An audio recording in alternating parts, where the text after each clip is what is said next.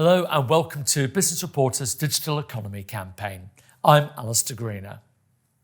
Today's CEOs know that people are the most important asset for gaining that all-important competitive edge.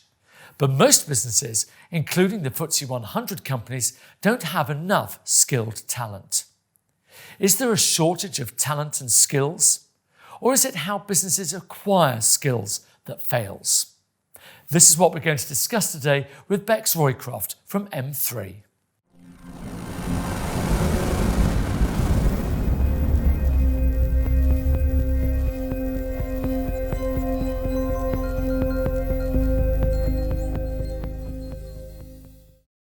Good morning. Good morning. What does skilled talent mean today? Well, first, we need to make a distinction between skilled talent and educated talent. Education is there to provide foundational learning and life experience and is typically based on sort of research, theory and general application. But what businesses actually need is availability of the perfect skilled talent at the right time to meet their requirements. And we're seeing a huge skills gap because technology and innovation is moving forward at lightning speed and education simply can't keep up. For example, if you take a school or a university curriculum, it may take a couple of years for that to evolve, whereas technology in that time may have moved forward by as much as 10. So would you say that education is doing a different job or is it the wrong job? It's doing a different but equally important job. If you think about a computer science degree, you may have 300 students that go through exactly the same degree, but at the end of it, they're not all going to start their careers in the same roles. And we simply cannot expect that education can keep up with all of that different variety or synchronise their change of their curriculum in line with the industry. So if, as you're saying, education can't keep up with that skills gap challenge, how should that gap be closed then? There are two parts of the problem, really. The first is looking at emerging talent, and that's looking at building pre-trained pools of skilled talent. And the second piece of the puzzle would be looking at reskill. And reskilling is using the talent within your own organisation and unleashing that talent.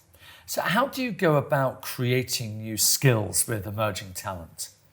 So if you imagine you're a hiring manager at an investment bank and you're looking for a software developer, no matter how good that opportunity is in your business, you're immediately competing against every other investment bank out there. So that becomes incredibly expensive and competitive, and that's just down to the supply and demand issue. So the other option is to build your own pool of skilled talent through emerging talent programs. And you do this by taking aptitude and ability and then training in the tools, the technology, and the industry knowledge on top of it. And by looking at skills and aptitude, you suddenly open the net so much wider and look for talent where other people aren't looking. Okay, so how does mthree help in that situation? So mthree are an emerging talent and training organisation. So we have two parts of our business. The first is creating these emerging talent programmes, and the second is working with organisations around reskilling. And we're very much focused on enabling talent within the market, creating more opportunity, driving diversity, and helping businesses close their skills gaps. Okay, so give me a step-by-step guide of how it's going to work. If we look specifically at emerging talent, what we do is work with an organisation around their talent needs to find out exactly what roles and where their skills gaps are. And then we build pools of talent, which we put into our global academies, and then we train them in those specific tools, industry knowledge, and technical skills that they need to be successful within their role. And then when we look at reskilling, we work with organisations to look at their now and their future needs around their skills gap. And then we go in and create tailored training programs which train their employees to get to that end requirement. And what kind of time frame would you expect for this to take place? So typically our training programs can be anywhere from 6 weeks to 12 weeks long, depending how immediate the needs are of the customer. But these are emerging programs and emerging skills, so it takes some time for those individuals to be fully optimized within their role. So these are more of a medium-term to long-term strategy for companies, but without that, they simply will not have the skills of the future that they need. And what sort of differences have you seen with the clients you've been working with? I think organisations are starting to realise that recruitment is simply not going to get them where they need to be. And every day they're seeing the impact of not being able to fill roles. And ultimately not having the right people in the right roles stops innovation and it stops growth. So therefore companies are now looking at ways that they can deploy new strategies. Some people might say, well, why should an employer have to reskill their workforce? Well, the supply and demand cannot be met by hiring alone. The World Economic Forum has estimated that by 2025, 85 million jobs are going to be displaced. And that's down to the shift in the division of labour between humans and machines, while at the same time, 97 million new roles are going to be created. So that's a deficit of 12 million. And there simply are not enough people out there to fulfil these roles of tomorrow.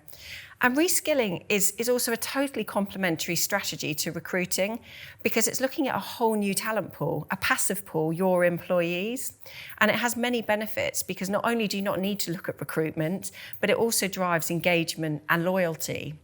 And a workplace learning report actually stated that employees that are at companies with high internal mobility actually stay twice as long, on average 5.4 years. Okay, so let's say I'm a CEO of an organisation and I take your advice and I decide to reskill my workforce. Talk me through the process. So a learning and development strategy would be the most obvious way to go. So that's carrying out skills gap analysis and then creating very tailored training programme.